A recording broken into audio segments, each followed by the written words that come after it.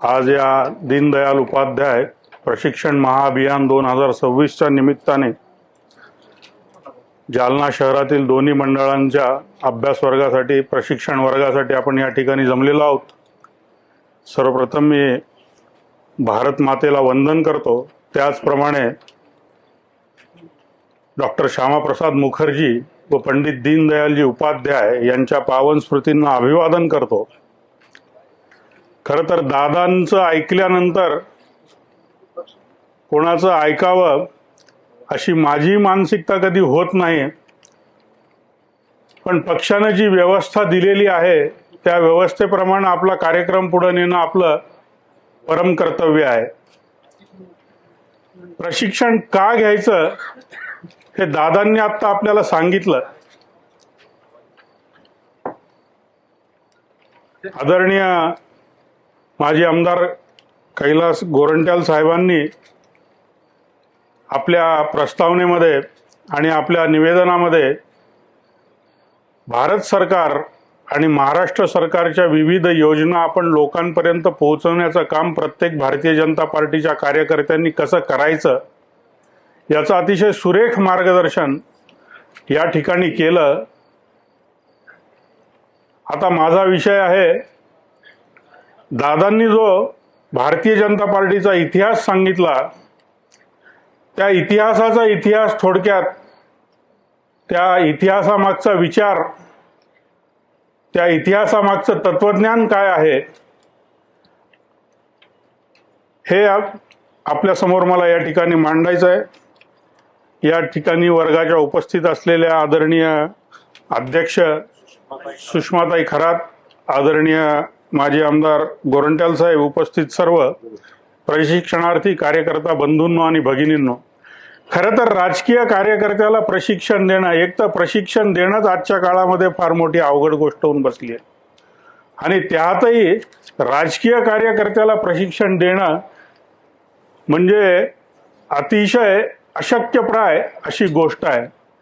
पण प्रशिक्षण देणं जेवढी अवघड गोष्ट आहे तेवढी मी जर प्रशिक्षण घ्यायचं म्हणलं तर ती सोपी गोष्ट आहे।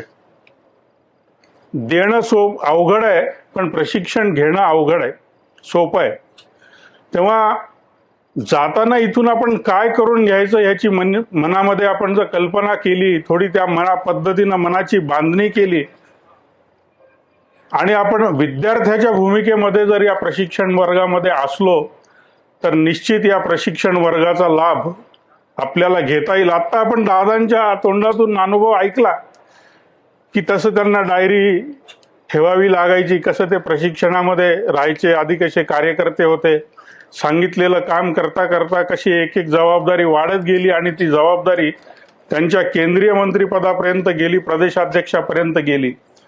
थोडक्यात सर्वसाधारण कार्यकर्ता ते देशाच्या कुठल्याही पदापर्यंत जाण्याची गुरुकिल्ली जर कुठे मिळत असेल या पक्षामध्ये तर ते या प्रशिक्षणामधून ही गुरुकिल्ली मिळत असते।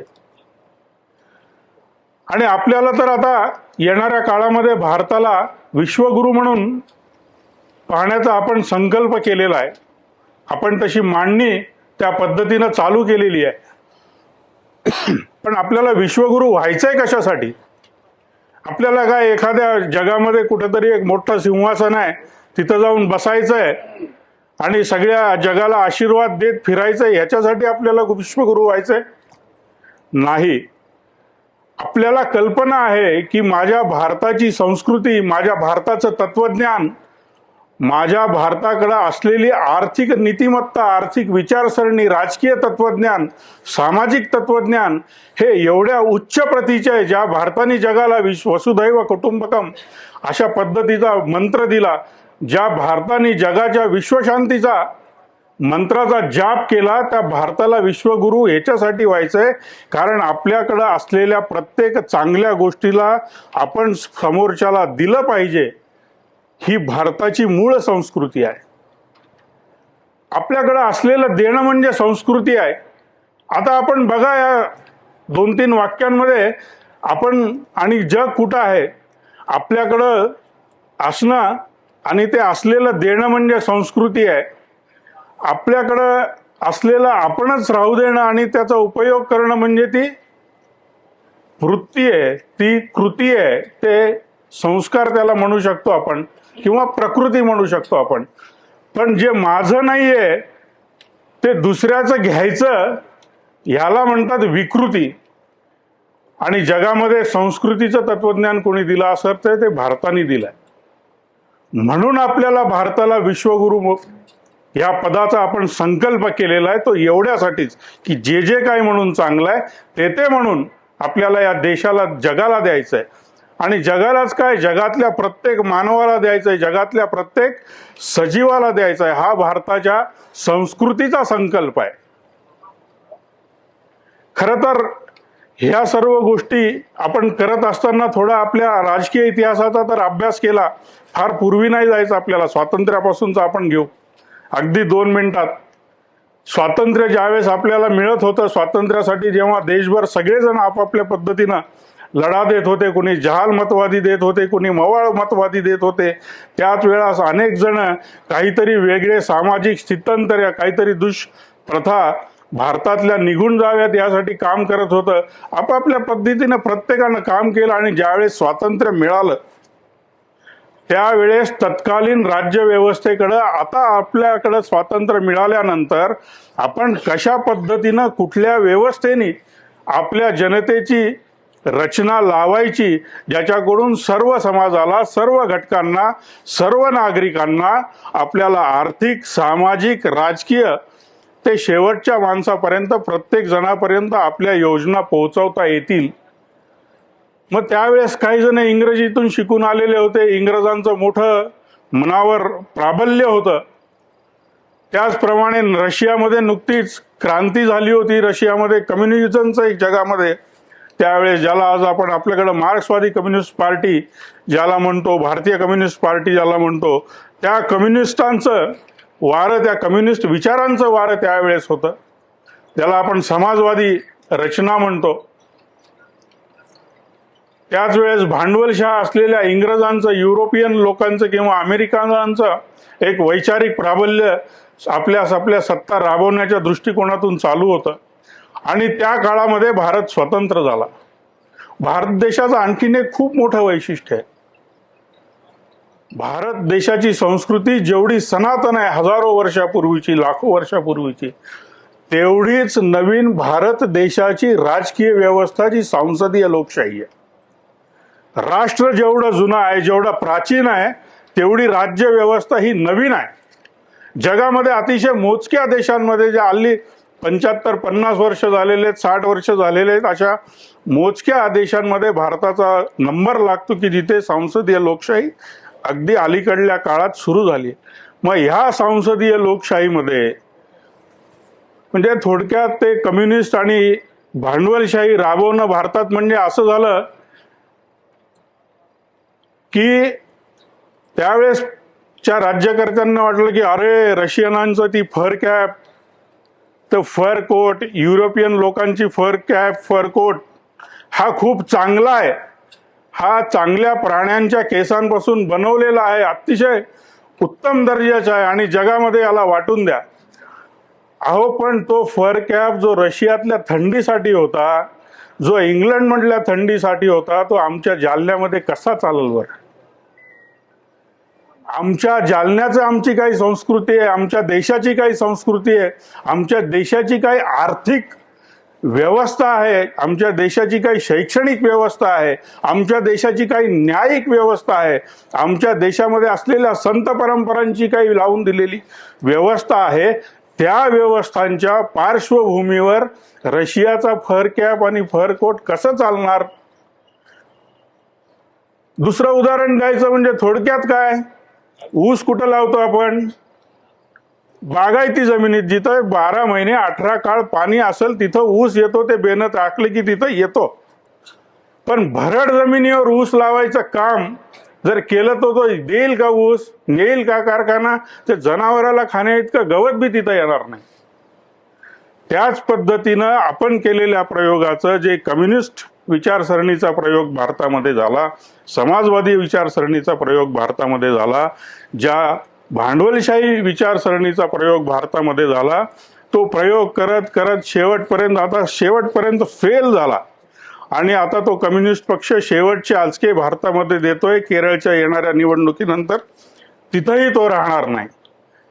पण भारताला मग आता आपण करायचं काय? त्यावेळेस हे जे म्हणतात ना की अरे तुम्ही होते कुठं स्वातंत्र्याच्या समरामध्ये, आपण स्वातंत्र्य समरामध्ये तर होतोच, पण स्वातंत्र्य भारताला मिळाल्यानंतर या देशाची व्यवस्था कशी असायला पाहिजे याचा विचार करण्याची सुद्धा व्यवस्था या राष्ट्रीय स्वयंसेवक संघाच्या मुशीतून तयार झालेल्या दोघांनी, डॉक्टर श्यामाप्रसाद मुखर्जी आणि पंडित दीनदयालजी उपाध्याय, या दोघांनी त्या व्यवस्थेकडे लक्ष दिलं आणि एक अभिनव असा, नवीन म्हणता येणार नाही त्याला, पण कालानुरूप देशाच्या परिस्थितीनुरूप जे आपल्याकडल्या संस्कृतीमध्ये लिहिलेलं आहे त्या सर्वांचा अभ्यास करून एकात्म मानववाद या नावाचा एक विचार या देशासाठी जो अत्यंत गरजेचा होता, जो या देशासाठी लागू होता, याचा इलाज या देशावर होणार होता, तो एकात्म मानववाद हा विचार त्यावेळेस मांडला.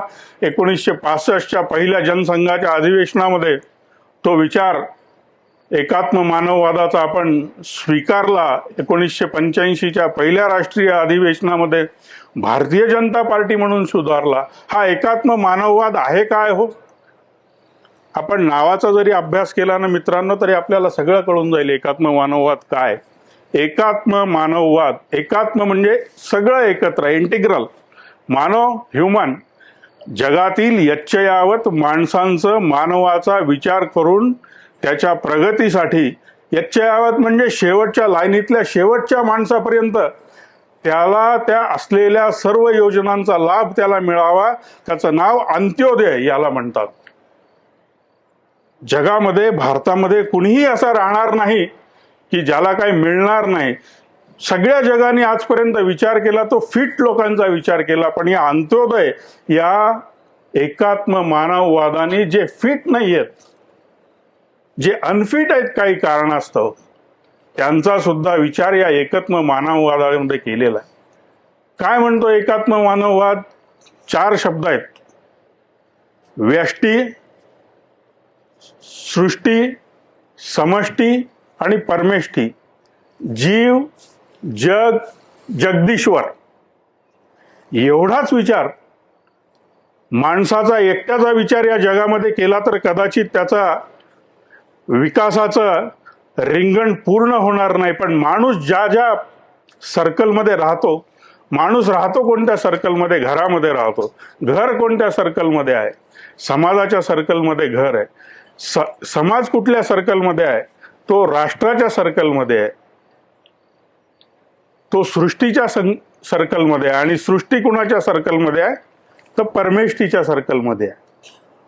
जे जीव, जग आणि जगदीश्वर ह्या तिघांचा एकमेकांशी असलेला अन्योन्य, असाधारण, अविभाजित संबंध आहे. आणि त्या बेसिसवर माणसाकडं फक्त अधिभौतिक दृष्टिकोनातूनच विचार न करता माणसाचा मन, बुद्धी, शरीर, स्वभाव, त्याचा आत्मा, त्याच्या चित्ती म्हणजे त्याच्या प्रवृत्ती, ह्या सगळ्यांचा विचार करून त्याच्या भोवतीचं जग, त्याच्या आतला त्याचं राष्ट्र, त्याच्या आतला समाज, त्याच्या आतलं घर, ह्या सगळ्यांचा विचार करून त्या माणसाचा विकास करणं, हे या एकात्म मानववादाचा खरा गाभा आहे. खरं तर खूप वेळ झालेला आहे, सांगण्यासारखं खूप आहे, पण मला कल्पना आहे की योग्य वेळी थांबलेलं कधीही चांगलं असतं. तेव्हा फक्त कारण भूक आहे मित्रांनो, ही भूक अशी गोष्ट आहे की सैन्य बिना भाकरीचं लढू शकत नाही. आणि मी अजून काही भारी सांगितलं तरी ते भुकेपेक्षा भारी नाही, हे मला माहिती आहे. म्हणून फक्त 5 गोष्टी, ज्या 5 निष्ठा आपल्याला आपल्या पक्षाने या एकात्म मानववादाने आपल्याला सांगितलेले आहेत, त्याचं फक्त एक ओळीत 5 पॉइंट फक्त आपल्या सर्वांसमोर सांगतो. त्याला पंचनिष्ठा असं आपण म्हणलेलं आहे. त्या पंचनिष्ठा म्हणजे काय? राष्ट्रवाद आणि राष्ट्रीय एकात्मतेशी आपली बांधिलकी असायलाच पाहिजे. सांस्कृतिक राष्ट्रवाद, जे माझं आहे, मी कितीही प्रगती करीन, पण माझी संस्कृती सोडून जर मी प्रगती करायला गेलो तर झिरो. लोकशाहीची बांधिलकी, या घटनेने जी संसदीय लोकशाही दिलेली आहे, असतील त्रुटी याच्यामध्ये काही, पण ह्याच्याशिवाय चांगला पर्याय दुसरा आज उपलब्ध नाही. या लोकशाहीची बांधिलकी जी संविधानाने आपल्या दिलेली आहे त्याच्याशी मी बांधील राहणं गरजेचं आहे. आणि हे आपण फक्त देशासाठी म्हणत नाही, आपल्या पक्षामध्ये सुद्धा आपलं नेतृत्व आहे, घरगुती नेतृत्व नाही आहे, आपल्या इथं सामूहिक नेतृत्व आहे, लोकशाहीतलं नेतृत्व आहे.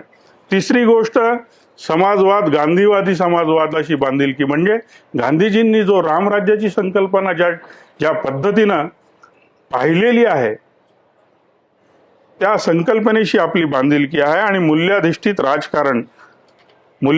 राजकारण आपण करण्याचा प्रयत्न करतो. त्या प्रशिक्षण वर्गातून हे शिकायचं आहे.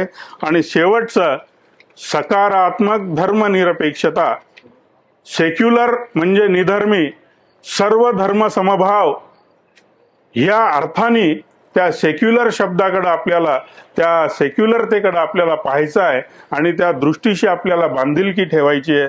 तेव्हा मला या ठिकाणी बोलण्याची संधी दिली आदरणीय आव्हानचे, आदरणीय कैलासजी गोरंट्यालजी, आपण सर्वांनी शांततेमध्ये माझं या ठिकाणी ऐकून घेतलं तेव्हा, आणि माननीय अध्यक्षांचे मी या ठिकाणी धन्यवाद मानतो. पुन्हा कधी काही वाटलं, संभाजीनगरला आपलं घर आहे, सर्व मित्रांना सांगतो की काही लागलं तर संभाजीनगरला तुमचा एक भाऊ तिथं आहे. तेव्हा सर्वांचं स्वागत त्या ठिकाणी करतो आणि माझं भाषण संपवतो. धन्यवाद. भारत माता की. थँक्यू.